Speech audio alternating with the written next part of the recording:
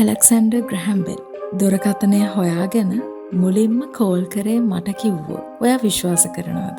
ඔව් මම දන්නවා. ඔයා කොහොමවත් ඒ කතාව විශ්වාස කරන්නේ නැහැ. සමහරක් විට ඔයාට ඒ කතාව විහිළුවක් වගේ දැනෙන්නත් ඇති. හැබැයි මේ වීඩියෝ එක අවසන් වෙනකම්ම බැලුවොත් ඔයාට මං කිව්ව කතාව විහිළුවක් කියලා දැනෙන එකක් නැහැ. හරි. අද මම මේ ඇලෙක්සැන්ඩර් ග්‍රැහම් බෙල්ගේ කතාවත් එක්ක ඔයාලට කියලා දෙන්න යන්නේ බැලූ බැල්මට බොරු කියලා හිතන.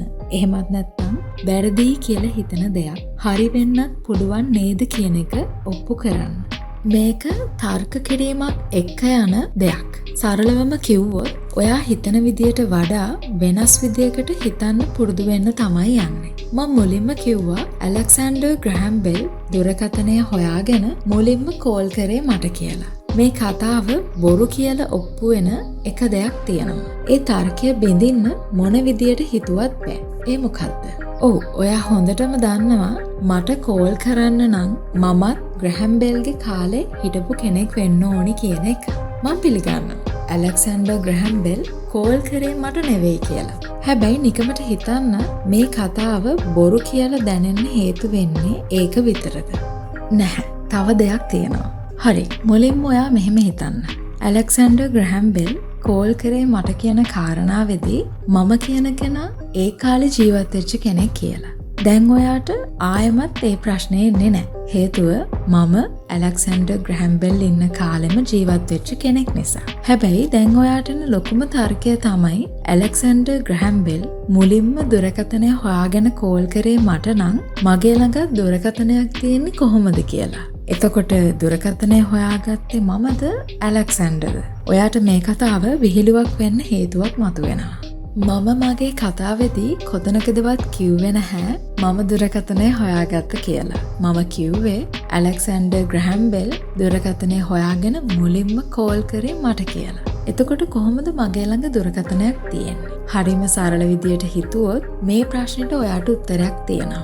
ඒ තමයි ඇලෙක්සැන්ඩර් ග්‍රැහම් බෙල් දුරකථනය හොයාගත්තට කෝල් කරන්න කෙනෙක් නෑනේ. මොකද එයානේ පළවෙනි වතාවට දුරකථනය හොයාගන්නේ. ඉතින් ඔහු මුලින්ම හොයාගත්ත දුරකථනය මට දීලා ආයි ඒ වගේම දුරකථනයක් හදලා අන්න ඒකෙන් මට කෝල් එකක් ගන්නවා. දැන් මොකද හිතෙන්නේ? මං කිව්ව කතාවේ වැරද්දක් නෑ නේද? ඔයාට හිතනවා ඇති අයියෝ ඕක සරල දෙයක් නේ කියලා. ඔව් හරි සරල විදියට හිතුවොත් සමහර තර්ක බිඳින්න පුළුවන්. සමහර ප්‍රශ්නවලට අපි පිළිතුරු හොයන්නේම ගැඹුරින්. එතකොට අර සරලව මතුපිට තිබ්බ පිළිතුර හම්බ වෙන්නේ නැහැ. මුලින්ම සරලව හිතන්න ඕනේ. අපි නිර්මාණශීලී වෙන තරමට අපි යම්කිසි ප්‍රශ්නයකට පිළිතුරක් හොයාගන්න විදියක් නිර්මාණශීලී වෙනවා. ඉතින් මං අද ඔයාට මේ කිව්ව කතාවේ ඔයාට ඇති වෙලා තියෙන ගැටලුවක් විසඳන්න. ඒ තමයි ඇත්තටම ඇලෙක්සැන්ඩර් ග්‍රැහම් බෙල් දුරකථනය හොයාගෙන මුලින්ම කතා කරේ කාටද කියන එක.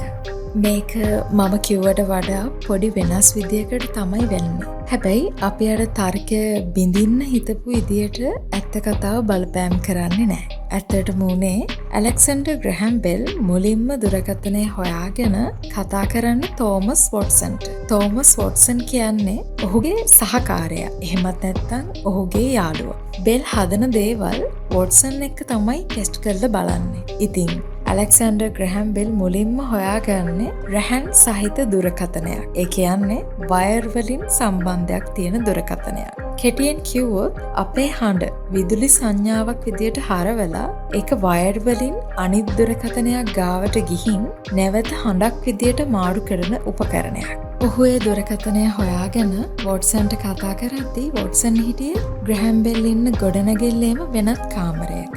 ඉතින් ග්‍රැහම් බෙල් මොකක්ද මුලින්ම දුරකථනයෙන් වොට්සන්ට කියන්න ඇත්තේ? ඔව් කිව්වේ mister Watson come here I want to see you කියලා. සිංහලෙන් කිව්වොත් වොට්සන් මහත්තයා මෙහෙට එන්න මට ඔයාව බලන්න ඕනි කියන එක. වොට්සන්ට ඒ වෙලාවේ ප්‍රතිචාර දක්වන්න පුළුවන්කමක් තිබුණත් ඔහු බෙල්ගේ කාමරයට ආව කියලා තමා බෙල්ගේ දිනපොතේ සඳහන් වෙන්නේ. ඉතින් අද මම ඔයාට ඔයා හිතන විදිය වෙනස් කරන්න ඇලෙක්සැන්ඩර් ග්‍රැහම් බෙල්ගේ කතාවක් තමා කියලා දුන්නේ. මේ වගේ ඔයාගේ මයින්ඩ් එක බූස්ට් කරන තවත් වීඩියෝ බලන්න අපිත් එක්ක එකතු වෙන්න.